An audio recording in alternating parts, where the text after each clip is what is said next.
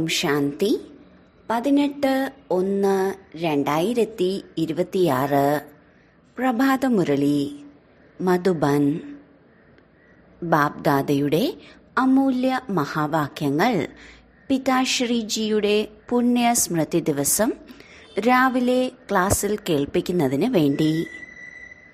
മധുരമായ കുട്ടികളെ, ജ്ഞാനരത്നങ്ങൾ സഞ്ചിയിൽ നിറച്ച് ദാനം ചെയ്യണം. മറ്റുള്ളവർക്ക് എത്രത്തോളം വഴി കാണിച്ചു കൊടുക്കുന്നുവോ അത്രയും കൂടുതൽ ആശീർവാദം ലഭിക്കും.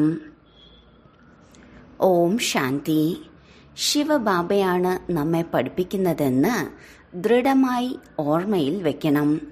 ശിവബാബ പതിത പാവനനാണ്, സദ്ഗതി ദാതാവുമാണ്. സദ്ഗതി എന്നാൽ സ്വർഗത്തിലെ രാജപദവി നൽകുന്നു. ബാബ എത്ര മധുരമായതാണ്, എത്ര സ്നേഹത്തോടെയാണ് കുട്ടികളായ നമ്മളെ പഠിപ്പിക്കുന്നത്. ബാബ ദാദയിലൂടെ നമ്മെ പഠിപ്പിക്കുന്നു. ബാബ എത്ര മധുരമായതാണ്, വളരെയധികം സ്നേഹിക്കുന്നു. നമുക്ക് ഒരു ബുദ്ധിമുട്ടും നൽകുന്നില്ല. എന്നെ ഓർമ്മിക്കുകയും ചക്രത്തെ ഓർമ്മിക്കുകയും ചെയ്യൂ എന്ന് മാത്രമാണ് പറയുന്നത്. ഹൃദയം ബാബയുടെ ഓർമ്മയിൽ പൂർണ്ണമായും നിശ്ചലമാകണം, അതായത് ശീതളമായി മാറണം. ഒരു ബാബയുടെ മാത്രം ഓർമ്മയിൽ ഇരിക്കണം. ബാബയിൽ നിന്ന് ഇത്രയും വലിയ സമ്പത്താണ് നിങ്ങൾക്ക് ലഭിക്കുന്നത്. നിങ്ങൾ സ്വയം പരിശോധിക്കണം, നിങ്ങൾക്ക് ബാബയോട് എത്രമാത്രം സ്നേഹമാണ് ഉള്ളത്. നമ്മുടെ ഉള്ളിൽ എത്രത്തോളം ദൈവിക ഗുണങ്ങൾ ഉണ്ട്. നിങ്ങൾ കുട്ടികളിപ്പോൾ മുള്ളിൽ നിന്നും പുഷ്പമായിക്കൊണ്ടിരിക്കുന്നു. എത്രത്തോളം യോഗത്തിലിരിക്കുന്നുവോ അത്രത്തോളം നിങ്ങൾ മുള്ളിൽ നിന്നും പുഷ്പം സതോ പ്രധാനമായി മാറും. പുഷ്പങ്ങളായി മാറിയാൽ നിങ്ങൾക്കിവിടെ ഇരിക്കാൻ കഴിയില്ല. സ്വർഗം പുഷ്പങ്ങളുടെ പൂന്തോട്ടമാണ്. അനേകം മുള്ളുകളെ പുഷ്പമാക്കുന്നവരെ മാത്രമാണ് സത്യമായ സുഗന്ധം നിറഞ്ഞ പുഷ്പം എന്ന് പറയുന്നത്. അവർ ആരെയും ഒരിക്കലും കുത്തുകയില്ല. ക്രോധവും ഒരു വലിയ മുള്ളാണ്, അനേകം പേർക്ക് ദുഃഖം നൽകുന്നതാണ്. ഇപ്പോൾ കുട്ടികളായ നിങ്ങൾ മുള്ളുകളുടെ ലോകത്തിൽ നിന്നും തീരത്ത് എത്തിക്കഴിഞ്ഞു. നിങ്ങൾ സംഗമത്തിലാണ്. തോട്ടക്കാർ പൂക്കൾ വേർതിരിച്ച് പ്രത്യേക പാത്രത്തിൽ വെക്കുന്നത് പോലെ പുഷ്പങ്ങളായ നിങ്ങളെയും ഇപ്പോൾ സംഗമയുഗമാകുന്ന പാത്രത്തിൽ പ്രത്യേകം വെച്ചിരിക്കുകയാണ്. പിന്നീട് പുഷ്പങ്ങളായ നിങ്ങൾ സ്വർഗത്തിലേക്ക് പോകും. കലിയുഗി മുള്ളുകൾ ഭസ്മമായി തീരും. മധുരമായ കുട്ടികൾക്കറിയാം, പാരലൗകിക അച്ഛനിൽ നിന്നാണ് നമുക്ക് അവിനാശിയായ സമ്പത്ത് ലഭിക്കുന്നത്. ബാബ്ദാദയോട് പൂർണ്ണമായ സ്നേഹമുള്ള സത്യസന്ധമായ കുട്ടികൾ വളരെ സന്തോഷിക്കും. ഞങ്ങൾ വിശ്വത്തിൻ്റെ അധികാരിയാകുന്നു. പുരുഷാർത്ഥത്തിലൂടെയാണ് വിശ്വത്തിൻ്റെ അധികാരിയാകാൻ സാധിക്കുന്നത്, പറയുന്നതിലൂടെ മാത്രമല്ല. അനന്യരായ കുട്ടികൾക്ക് എപ്പോഴും ഓർമ്മയുണ്ടായിരിക്കും, നമ്മൾ വീണ്ടും അതേ സൂര്യവംശി ചന്ദ്രവംശി രാജധാനി നമുക്ക് വേണ്ടി സ്ഥാപിച്ചുകൊണ്ടിരിക്കുകയാണ്. ബാബ പറയുന്നു, മധുരമായ കുട്ടികളെ, നിങ്ങൾ എത്രത്തോളം അനേകർക്ക് മംഗളം ചെയ്യുന്നുവോ അത്രയും നിങ്ങൾക്ക് പ്രകാശം ലഭിക്കും. ജ്ഞാനരത്നങ്ങളുടെ സഞ്ചി നിറച്ച് ദാനം ചെയ്യണം. ജ്ഞാനസാഗരൻ നിങ്ങൾക്ക് രത്നങ്ങളുടെ തളികകൾ നിറച്ചു നൽകുന്നു. ആ രത്നങ്ങളെ ദാനം ചെയ്യുന്നവരെ എല്ലാവരും സ്നേഹിക്കുന്നു. കുട്ടികളുടെ ഉള്ളിൽ എത്രമാത്രം സന്തോഷമുണ്ടാകണം. വിവേകമുള്ള കുട്ടികൾ പറയും, ഞങ്ങൾ ബാബയിൽ നിന്ന് പൂർണ്ണമായും സമ്പത്ത് നേടും. തൽക്ഷണം അത്ഭുതപ്പെടും. പ്രാണൻ നൽകുന്ന ബാബയെ കിട്ടിയിരിക്കുകയാണ്. അതിനാൽ ബാബയോട് വളരെയധികം സ്നേഹം ഉണ്ടായിരിക്കും. അത്രയും ജ്ഞാനത്തിൻ്റെ വരദാനം നൽകുന്നു. അതിലൂടെ നമ്മൾ എന്താണോ അതിൽ നിന്നും എന്തായി മാറുന്നു. പാപ്പരാകുന്നതിൽ നിന്ന് സമ്പന്നരായി മാറുന്നു. ഭണ്ഡാരം അത്രത്തോളം നിറയ്ക്കുന്നു. ബാബയെ കൂടുതൽ ഓർമ്മിക്കുമ്പോൾ നിങ്ങൾക്ക് കൂടുതൽ സ്നേഹവും ആകർഷണവും ഉണ്ടാകും. സൂചി ശുദ്ധമാകുമ്പോൾ അത് കാന്തത്തിലേക്ക് വലിക്കപ്പെടുന്നു. ബാബയെ ഓർമ്മിക്കുന്നതിലൂടെ തുരുമ്പ് ഇല്ലാതാകും. ഒരു ബാബയെ അല്ലാതെ മറ്റാരെയും ഓർമ്മിക്കരുത്. ബാബ മനസ്സിലാക്കി തരുന്നു, മധുരമായ കുട്ടികളെ, ഇപ്പോൾ ഒരു തെറ്റും ചെയ്യരുത്. സ്വദർശന ചക്രധാരി ആകൂ. Light house ആകൂ. സ്വദർശന ചക്രധാരി ആകുന്നതിൻ്റെ അഭ്യാസം നന്നായി ചെയ്യുമ്പോൾ നിങ്ങൾ ജ്ഞാനസാഗരമായി മാറും. പഠിച്ചതിന് ശേഷം വിദ്യാർത്ഥികൾ അധ്യാപകരായി മാറുന്നുണ്ടല്ലോ. ഇതാണ് നിങ്ങളുടെ ജോലി. എല്ലാവരെയും സ്വദർശന ചക്രധാരിയാക്കൂ. അപ്പോൾ മാത്രമേ നിങ്ങൾ ചക്രവർത്തി, രാജാവും റാണിയും ആകൂ. അതുകൊണ്ടാണ് ബാബ എപ്പോഴും കുട്ടികളോട് ചോദിക്കുന്നത്, നിങ്ങൾ സ്വദർശന ചക്രധാരിയായി ആണോ ഇരിക്കുന്നത്? ബാബയും സ്വദർശന ചക്രധാരിയാണ് അല്ലേ? ബാബ വന്നിരിക്കുകയാണ് കുട്ടികളായ നിങ്ങളെ തിരികെ കൊണ്ടുപോകാൻ. കുട്ടികളായ നിങ്ങളില്ലാതെ അസ്വസ്ഥത തോന്നുന്നത് പോലെയാണ്. സമയമാകുമ്പോൾ അസ്വസ്ഥത അനുഭവപ്പെടുന്നു. ഞാനിനി പോകണം. കുട്ടികൾ ഒരുപാട് വിളിക്കുന്നു. വളരെ ദുഃഖിതരാണ്. സഹതാപം തോന്നുന്നു. ഇപ്പോൾ കുട്ടികളായ നിങ്ങൾക്ക് വീട്ടിലേക്ക് പോകണം. പിന്നെ അവിടെ നിന്ന് സ്വയം സുഖധാമത്തിലേക്ക് പോകും. അവിടെ ഞാൻ നിങ്ങളുടെ കൂടെ ഉണ്ടാകില്ല. നിങ്ങളുടെ ആത്മാവ് അതിൻ്റെ അവസ്ഥ അനുസരിച്ച് പോകും. നിങ്ങൾ എത്രമാത്രം ബാബയുടെ ഓർമ്മയിൽ ഇരിക്കുന്നുവോ അത്രയും മറ്റുള്ളവർക്ക് മനസ്സിലാക്കി കൊടുക്കുമ്പോൾ പ്രഭാവം ഉണ്ടാകും. അധികം സംസാരിക്കരുത്.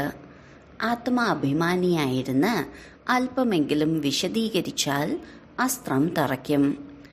ബാബ പറയുന്നു, കുട്ടികളെ, കഴിഞ്ഞത് കഴിഞ്ഞുപോയി. ഇപ്പോൾ ആദ്യം സ്വയം മെച്ചപ്പെടുത്തുക. സ്വയം ഓർമ്മിക്കാതെ മറ്റുള്ളവരോട് പറഞ്ഞുകൊണ്ടിരുന്നാൽ ഈ വഞ്ചന നടക്കില്ല. അത് ഉള്ളിൽ അസ്വസ്ഥമാക്കിക്കൊണ്ടിരിക്കും. ബാബയോട് പൂർണ്ണ സ്നേഹമില്ല എങ്കിൽ നിങ്ങൾ ശ്രീമതനുസരിച്ച് നടക്കില്ല. പരിധിയില്ലാത്ത ബാബയെപ്പോലെ മറ്റാർക്കും പഠിപ്പിക്കാൻ കഴിയില്ല. ബാബ പറയുകയാണ്, ഇപ്പോൾ ഈ പഴയ ലോകത്തെ മറക്കണം. ബുദ്ധി നിങ്ങളുടെ ശാന്തിധാമത്തിലേക്കും സുഖധാമത്തിലേക്കും കേന്ദ്രീകരിക്കണം. ബാബയെ ഓർമ്മിച്ച് ബാബയുടെ അടുത്തേക്ക് പോകണം. പതീത ആത്മാക്കൾക്ക് പോകാൻ കഴിയില്ല. അത് പാവന ആത്മാക്കളുടെ വീടാണ്. ഈ ശരീരം 5 തത്വങ്ങൾ കൊണ്ട് നിർമ്മിച്ചതാണ്. ആത്മാവ് ഈ 5 തത്വങ്ങളെ സമ്പത്തായി സ്വീകരിച്ചിരിക്കുന്നതിനാൽ ഈ 5 തത്വങ്ങൾ ഇവിടെ തന്നെ ഇരിക്കാൻ പ്രേരിപ്പിക്കുന്നു. അതിനാൽ ഈ ശരീരത്തിനോട് മമത്വമുണ്ടാകുന്നു. ഇപ്പോൾ ഇതിനോടുള്ള മമത്വം ഇല്ലാതാക്കി നമ്മുടെ വീട്ടിലേക്ക് മടങ്ങണം. ഈ 5 തത്വങ്ങൾ അവിടെയില്ല. സത്യയുഗത്തിൽ ശരീരം യോഗശക്തിയിലൂടെ ഉണ്ടാകുന്നതാണ്. സതോ പ്രധാന പ്രകൃതി ആയതിനാൽ അത് വലിക്കുന്നില്ല, ദുഃഖമില്ല. ഇത് വളരെ സൂക്ഷ്മമായ കാര്യങ്ങളാണ്. ഇവിടെ 5 തത്വങ്ങളുടെ ശക്തി ആത്മാവിനെ വലിക്കുന്നു. അതിനാൽ ശരീരം വിടാൻ ആഗ്രഹമില്ല. അല്ലെങ്കിൽ അതിൽ സന്തോഷിക്കണം. പാവനമായി വെണ്ണയിൽ നിന്ന് മുടിയെടുക്കുന്ന ലാഘവത്തോടെ ശരീരം ഉപേക്ഷിക്കും. ശരീരത്തിനോടും എല്ലാ വസ്തുക്കളോടും പൂർണ്ണമായും മമത്വം ഇല്ലാതാക്കണം. ഇതുമായി നമുക്ക് ഒരു ബന്ധവുമില്ല. നമ്മൾ ബാബയുടെ അടുത്തേക്ക് പോകുന്നു. നമ്മുടെ ബാഗുകളും ലഗേജുകളും മുൻപേ തന്നെ തയ്യാറാക്കി ആ ലോകത്തേക്ക് അയച്ചതാണ്. കൂടെ പോകാൻ കഴിയില്ല. ആത്മാക്കൾ മാത്രമാണ് പോകേണ്ടത്. ശരീരവും ഇവിടെ ഉപേക്ഷിക്കണം. ബാബ പുതിയ ശരീരത്തിന്റെ സാക്ഷാത്കാരം നൽകിയിട്ടുണ്ട്. വജ്രങ്ങളുടെയും രത്നങ്ങളുടെയും കൊട്ടാരങ്ങൾ ലഭിക്കും. അങ്ങനെയുള്ള സുഖധാമത്തിലേക്ക് പോകുന്നതിനായി എത്ര പരിശ്രമിക്കണം. രാവും പകലും ധാരാളം സമ്പാദിക്കണം.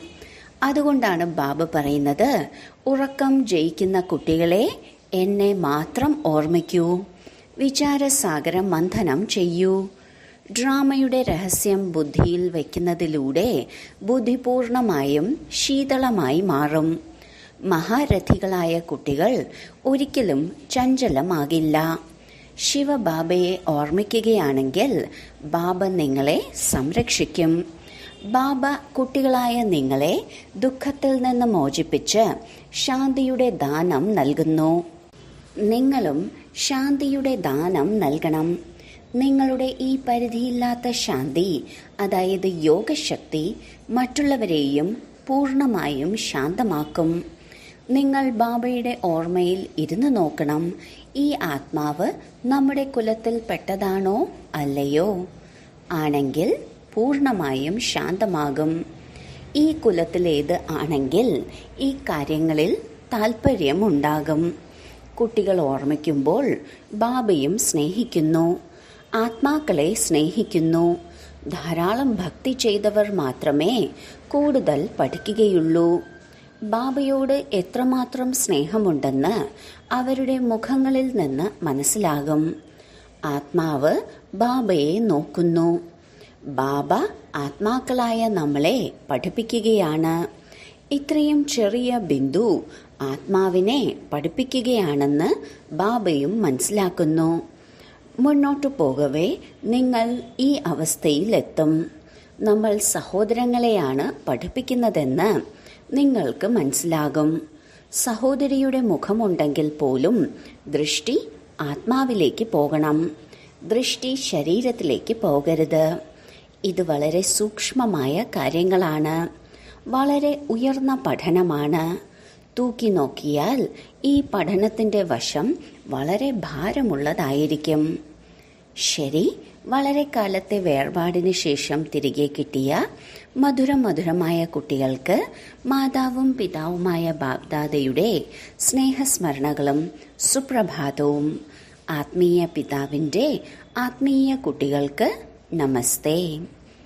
അവ്യക്ത മഹാവാക്യം. മഹാവീരരായ കുട്ടികളുടെ സംഘടനയുടെ വിശേഷത ഏകരസവും സ്ഥിരതയുള്ളതുമായ സ്ഥിതി. 9/12/1975. മഹാവീരൻ എന്നാൽ വിശേഷ ആത്മാവെന്നാണ് അർത്ഥമാക്കുന്നത്. ഇപ്പോൾ അങ്ങനെയുള്ള മഹാവീര വിശേഷ ആത്മാക്കളുടെ സംഘടനയുടെ വിശേഷത എല്ലാവർക്കും ഒരേ സമയം ഏകരസവും സ്ഥിരതയുള്ളതുമായ സ്ഥിതി ഉണ്ടായിരിക്കണം എന്നതാണ്. അവരാഗ്രഹിക്കുന്ന അത്രയും സമയം ഏത് സ്ഥിതിയിൽ വേണമോ ആ സ്ഥിതിയിലിരിക്കാൻ കഴിയണം. എല്ലാവരുടെയും സങ്കല്പമാകുന്ന വിരൽ സംഘടിതമായ രൂപത്തിൽ ഒന്നായിരിക്കണം. ഈ അഭ്യാസം എപ്പോൾ വരെ സംഘടനയിൽ ഇല്ലയോ അപ്പോൾ വരെ സിദ്ധി ഉണ്ടാകുകയില്ല. സംഘടിതമായി ഈ ഓർഡർ നൽകൂ. 5 നിമിഷത്തേക്ക് വ്യർത്ഥ സങ്കല്പങ്ങളെ പൂർണ്ണമായും സമാപ്തമാക്കി ബീജരൂപ ശക്തിശാലിയായ സ്ഥിതിയിൽ സ്ഥിതി ചെയ്യൂ. അങ്ങനെയുള്ള അഭ്യാസം ഉണ്ടോ? ഒരാൾ മനനം ചെയ്യുന്ന സ്ഥിതിയിലാണ്, മറ്റൊരാൾ ആത്മീയ സംഭാഷണം ചെയ്തുകൊണ്ടിരിക്കുന്നു, ഇനിയൊരാൾ അവ്യക്ത സ്ഥിതിയിലാണ്. ഇങ്ങനെ ആകരുത്. ബീജരൂപമാകുന്നതിനാണ് നിർദ്ദേശം. നിങ്ങൾ ആത്മീയ സംഭാഷണം ചെയ്തുകൊണ്ടിരിക്കുകയാണെങ്കിൽ നിങ്ങൾ ആജ്ഞ പാലിച്ചില്ല അല്ലേ? വ്യർത്ഥ സങ്കല്പങ്ങളെ സമാപ്തമാക്കുമ്പോഴാണ് ഈ അഭ്യാസം ഉണ്ടാകുന്നത്. വ്യർത്ഥ സങ്കല്പങ്ങൾ കാരണമാണ് കുഴപ്പങ്ങൾ ഉണ്ടാകുന്നത്. ഈ വ്യർത്ഥ സങ്കല്പങ്ങൾ സമാപ്തമാക്കുന്നതിനായി, നിങ്ങളുടെ സംഘടനയെ ശാന്തമാക്കുന്നതിനായി ഏത് ശക്തിയാണ് വേണ്ടത്? ഇതിനാദ്യം വിശ്വാസവും രണ്ടാമത് ഉൾക്കൊള്ളുന്നതിനുമുള്ള ശക്തിയുമാണ് വേണ്ടത്. സംഘടനയെ ബന്ധിപ്പിക്കുന്ന ചരടാണ് വിശ്വാസം. ആരെങ്കിലും എന്ത് ചെയ്താലും അത് തെറ്റാണെങ്കിലും സംഘടനയ്ക്കനുസരിച്ച്, അവരുടെ സംസ്കാരങ്ങൾക്കനുസരിച്ച് അവരെന്ത് ചെയ്താലും അതിലെന്തെങ്കിലും അർത്ഥമുണ്ടായിരിക്കണം. സംഘടിതമായ രീതിയിൽ സേവനം എവിടെയാണെങ്കിലും അവിടെ അവരുടെ സംസ്കാരങ്ങളെ ദയാഹൃദയ ദൃഷ്ടിയോടെ കണ്ടുകൊണ്ട്, സംസ്കാരത്തെ മുന്നിൽ വയ്ക്കാതെ ഇവരിൽ എന്തെങ്കിലും മംഗളം കാണും, ഇവരെ കൂടെ ചേർത്ത് കൊണ്ടുപോകുന്നതിൽ മംഗളമുണ്ട്. സംഘടനയിൽ അങ്ങനെയുള്ള വിശ്വാസം പരസ്പരം ഉണ്ടാകുമ്പോഴാണ് സഫലത പ്രാപ്തമാകുന്നത്. തുടക്കം മുതൽ വ്യർത്ഥ സങ്കല്പങ്ങൾ വരരുത്. ഒരാൾ തൻ്റെ തെറ്റുകൾ മനസ്സിലാക്കുന്നു, പക്ഷേ അത് പ്രചരിപ്പിക്കുന്നില്ല. പകരം അത് ഉൾക്കൊള്ളുക. മറ്റാരെങ്കിലും അത് വ്യാപിപ്പിച്ചാലും നമുക്ക് വിഷമം തോന്നും. അതുപോലെ മറ്റുള്ളവരുടെ തെറ്റുകൾ നമ്മുടേതാണെന്ന് മനസ്സിലാക്കി അത് വ്യാപിപ്പിക്കരുത്. വ്യർത്ഥ സങ്കല്പങ്ങൾ വരരുത്. അതും ഉൾക്കൊള്ളണം. പരസ്പരം ഇത്രയ്ക്ക് വിശ്വാസം ഉണ്ടായിരിക്കണം. സ്നേഹത്തിൻ്റെ ശക്തിയിലൂടെ ശരിയാക്കണം. ലൗകിക രീതിയിലും കുടുംബകാര്യങ്ങൾ പുറത്ത് സംസാരിക്കില്ല. അത് കുടുംബത്തിന് ദോഷം ചെയ്യും. സംഘടനയിൽ കൂടെയുള്ളവർ എന്തു ചെയ്താലും അതിൽ തീർച്ചയായും രഹസ്യം കാണും. അവരെന്തെങ്കിലും തെറ്റ് ചെയ്താലും അത് പരിവർത്തനമാക്കണം. രണ്ട് പ്രകാരത്തിലെയും വിശ്വാസം വെച്ച് പരസ്പരം സമ്പർക്കത്തിലൂടെ നടക്കുമ്പോൾ സംഘടനയിൽ സഫലത ഉണ്ടാകും. ഇതിൽ ഉൾക്കൊള്ളുന്നതിനുള്ള ശക്തി കൂടുതൽ വേണം. വ്യർത്ഥ സങ്കല്പങ്ങളെ ഉൾക്കൊള്ളണം. ഭൂതകാലത്തിലെ സംസ്കാരങ്ങളെ വർത്തമാന സമയത്തേക്ക് കൂട്ടിക്കലർത്തരുത്. അർത്ഥം, ഭൂതകാലത്തെ വർത്തമാനമാക്കരുത്. ഭൂതകാലത്തെ വർത്തമാനവുമായി കൂട്ടിക്കലർത്തുമ്പോൾ സങ്കല്പങ്ങളുടെ നിര നീണ്ടതാകുന്നു. വ്യർത്ഥ സങ്കല്പങ്ങളുടെ നിര ഉള്ളിടത്തോളം ഏകരസസ്ഥിതി ഉണ്ടാകില്ല. മറ്റൊരാളുടെ തെറ്റിനെ നിങ്ങളുടേതാണെന്ന് മനസ്സിലാക്കുക. ഇത് സംഘടനയെ ശക്തിപ്പെടുത്തുന്നതാണ്. പരസ്പരം വിശ്വാസമുള്ളപ്പോഴാണ് ഇത് സംഭവിക്കുന്നത്. പരിവർത്തനം വരുത്താനുള്ള വിശ്വാസമായാലും മംഗളം ചെയ്യാനുള്ള വിശ്വാസമായാലും ഇതിന് തീർച്ചയായും ഉൾക്കൊള്ളുന്നതിനുള്ള ശക്തി ആവശ്യമാണ്. കാണുന്നതും കേൾക്കുന്നതും പൂർണ്ണമായി ഉൾക്കൊണ്ടു. ആത്മീയ ദൃഷ്ടിയും മംഗളത്തിൻ്റെ ഭാവനയും ഉണ്ടാവണം. അപകാരിക്കും ഉപകാരം ചെയ്യണം എന്ന് അജ്ഞാനികളോട് പറയുമ്പോൾ സംഘടനയിലും പരസ്പരം കരുണയുടെ ഭാവന ഉണ്ടാകണം. ഇപ്പോൾ ആത്മീയ സ്ഥിതിയുടെ അഭ്യാസം കുറവായതിനാൽ സംഘടനയുടെ ഭാവന കുറവാണ്. അത്രയും ശക്തമായ സംഘടന ഉണ്ടെങ്കിൽ മാത്രമേ നിങ്ങൾക്ക് സിദ്ധി ഉണ്ടാകൂ. ഇപ്പോൾ നിങ്ങൾ സിദ്ധിയുടെ ആഹ്വാനം ചെയ്യുന്നു. പിന്നീട് സിദ്ധി നിങ്ങളെ വണങ്ങും. സത്യുഗത്തിൽ പ്രകൃതി ദാസിയാകുന്നത് പോലെ സിദ്ധി നിങ്ങളുടെ മുന്നിൽ തലകുനിക്കും. സിദ്ധി നിങ്ങളെ ആഹ്വാനം ചെയ്യും. ശ്രേഷ്ഠ ജ്ഞാനവും സ്ഥിതിയും ശക്തിശാലിയെങ്കിൽ സിദ്ധി വലിയ കാര്യമാണോ? സദാ ഏകരസസ്ഥിതിയിൽ സ്ഥിതി ചെയ്യുന്നവർക്ക് സിദ്ധി പ്രാപ്തമാകാതിരിക്കുക എന്നത് അസാധ്യമാണ്. ഇതിനായി സംഘടനയുടെ ശക്തി ആവശ്യമാണ്. ഒരാൾ എന്തെങ്കിലും പറഞ്ഞു, മറ്റൊരാൾ അത് സ്വീകരിച്ചു. നേരിടുന്നതിനുള്ള ശക്തി ബ്രാഹ്മണ പരിവാരത്തിന് നേരെ ഉപയോഗിക്കാൻ പാടില്ല. അത് മായയ്ക്കെതിരെ ഉപയോഗിക്കണം. പരിവാരത്തിൽ നേരിടുന്നതിനുള്ള ശക്തി ഉപയോഗിക്കുന്നത് സംഘടനയെ ശക്തമാക്കുകയില്ല. ഏതെങ്കിലും കാര്യം നിങ്ങൾക്ക് അനുയോജ്യമല്ലെങ്കിൽ പോലും പരസ്പരം ബഹുമാനിക്കണം. ആ സമയത്ത് ആരുടെയും സങ്കല്പവും വാക്കുകളും മുറിയരുത്. അതിനാൽ ഇപ്പോൾ ഉൾക്കൊള്ളുന്നതിനുള്ള ശക്തി ധാരണ ചെയ്യൂ. സംഘടിത രൂപത്തിൽ നിങ്ങൾ ബ്രാഹ്മണരുടെ പരസ്പര സമ്പർക്കത്തിൻ്റെ ഭാഷ അവ്യക്ത ഭാവത്തിൻ്റേതാകണം. ഫരിഷ്തകൾ അഥവാ ആത്മാക്കൾ ആത്മാക്കളോട് സംസാരിക്കുന്നത് പോലെ ആയിരിക്കണം. മറ്റുള്ളവരിൽ നിന്നും കേട്ട തെറ്റുകൾ സങ്കല്പത്തിൽ പോലും സ്വീകരിക്കരുത്. മറ്റുള്ളവരെ സ്വീകരിക്കാൻ അനുവദിക്കരുത്. അങ്ങനെയുള്ള സ്ഥിതി ഉണ്ടാകണം. അപ്പോൾ സംഘടനയ്ക്കായി ബാബയുടെ ശുഭകാമന പ്രായോഗികമാക്കൂ. ഇതിനായി പ്രത്യേക പുരുഷാർത്ഥവും പ്രത്യേകമായി പരസ്പരം അനുഭവങ്ങളും കൈമാറണം. പ്രത്യേകമായി സംഘടിത രൂപത്തിൽ യോഗത്തിന്റെ പ്രോഗ്രാമുകൾ നടന്നുകൊണ്ടിരുന്നാൽ വിനാശത്തിന്റെ ജ്വാല ആളിക്കത്തും. യോഗ അഗ്നിയിലൂടെ വിനാശത്തിന്റെ അഗ്നി ജ്വലിക്കും. ഓം ശാന്തി. വരദാനം: വ്യക്തത്തിലിരുന്നു കൊണ്ടും അവ്യക്ത ഫരിഷ്ത രൂപത്തിന്റെ സാക്ഷാത്കാരം ചെയ്യിപ്പിക്കുന്ന വെള്ളവസ്ത്രധാരിയും വെള്ള ലൈറ്റ് ധാരിയുമായി ഭവിക്കട്ടെ. വെള്ളവസ്ത്രധാരികൾ ആരാണ്, എവിടെ നിന്നാണ് വന്നത് എന്ന ശബ്ദം ഇപ്പോൾ നാനാഭാഗത്തും വ്യാപിച്ചുകൊണ്ടിരിക്കുകയാണ്.